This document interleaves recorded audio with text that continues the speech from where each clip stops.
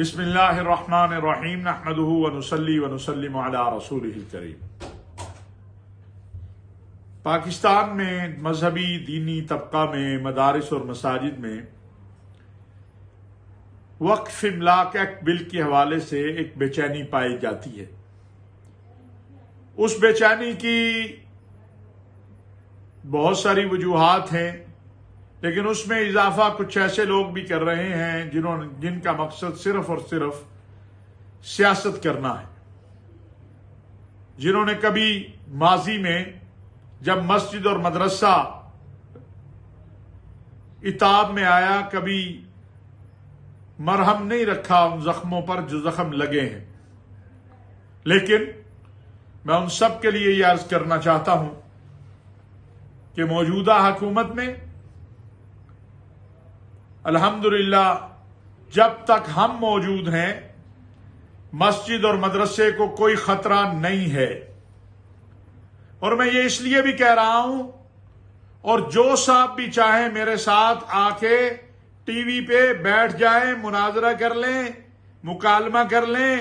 مباحثہ کر لیں کہ موجودہ دور میں مسجد اور مدرسہ ماضی کے دور سے کہیں زیادہ محفوظ ہے۔ نہ آج میری بچیوں کے مدرسوں میں آ کے کوئی دڑا دڑ داخل ہوتا ہے، نہ میرے محتمم کو کوئی بلیک میل کرتا ہے، نہ میرے مؤذن امام کو کوئی آگے تھریٹ دیتا ہے، اور نہ ہی انشاءاللہ جب تک ہم موجود ہیں کوئی ایسا کر سکے گا۔ دلیل سے بات کرنے کی دعوت دیتے ہیں ہم، گالی سے نہیں، کیونکہ ہمیں ہمارے بڑوں نے گالی دینا نہیں سکھائی ہے۔ وقف املاک ایکٹ بل کے حوالے سے محترم جناب اسپیکر قومی اسمبلی کے ساتھ تمام مکاتب فکر کے علماء کی ایک نشست ہوئی تھی، جس کے بعد حضرت مولانا مفتی تقی عثمانی صاحب نے بعض ترامیم اسپیکر صاحب کو بھیجی ہیں۔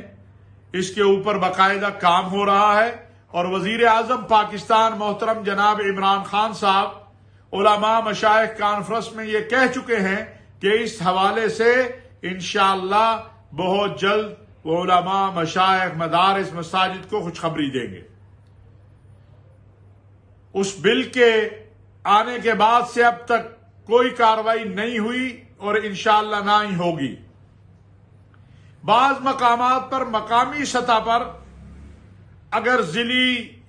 انتظامیہ یا سیکورٹی برانچ نے کوئی پرفارما بنایا ہے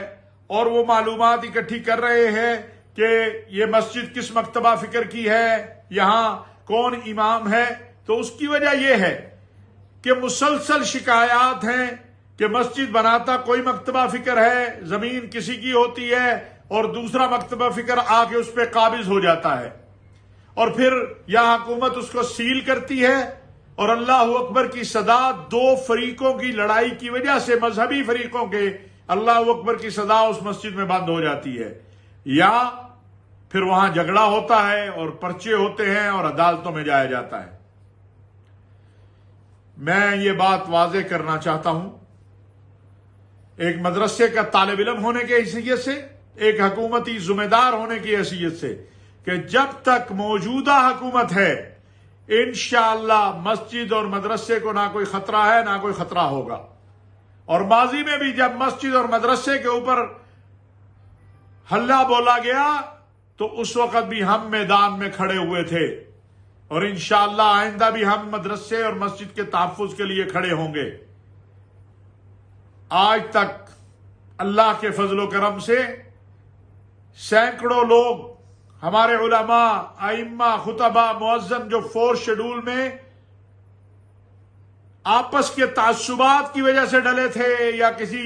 اہلکار کے تعصب کی وجہ سے، ان کو نکالنے کا سبب ہم بنے ہیں،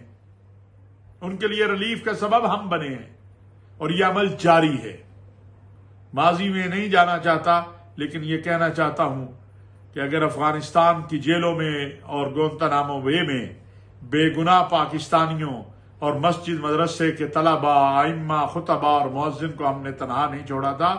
تو یہاں بھی انشاءاللہ پاکستان میں مسجد مدرسہ تنہا نہیں ہے۔ ہم مسجد مدرسے کے چوکیدار بھی ہیں، خادم بھی ہیں، اور ہر طرح کے جو اشکالات پیدا کیے جا رہے ہیں ان کے خاتمے کا اعلان بھی کرتے ہیں اور ان کے خاتمے کے لیے کوشاں بھی ہیں۔ اللہ تبارک و تعالی ہم سب سے اپنے دین کی خدمت لے۔ وما علینا الا البلاغ المبین۔